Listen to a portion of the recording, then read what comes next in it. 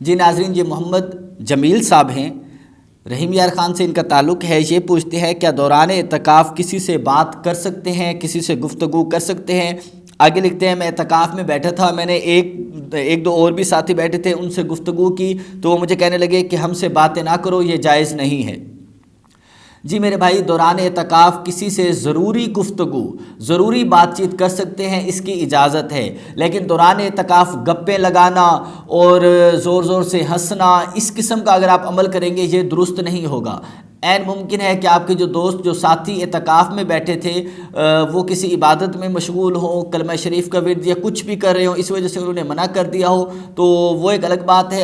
اگر آپ کوئی ضروری بات کرنا چاہتے ہیں، ضروری بات آپ کر سکتے ہیں، اس میں شریعت کی اجازت ہے، لیکن فضول گوئی سے، فضول باتیں کرنے سے، گپے لگانے سے، دنیا داری کی باتیں کرنے سے اعتکاف کا جو مقصد ہے وہ فوت ہو جاتا ہے۔ اس لیے کوشش کریں کہ اعتکاف کی حالت میں زیادہ تر عبادات کی طرف اپنا رجحان پیدا کریں، اپنے دل کو عبادات کی طرف مائل کریں۔ اللہ تبارک و تعالیٰ اور اس کے رسول کی خوشنودی کے لیے، جس مقصد کے لیے آپ اعتکاف بیٹھے ہیں، کوشش کریں کہ آپ کا وہ مقصد حل ہو جائے، آپ کا وہ مقصد پورا ہو جائے۔ واللہ تعالی عالم بالصواب۔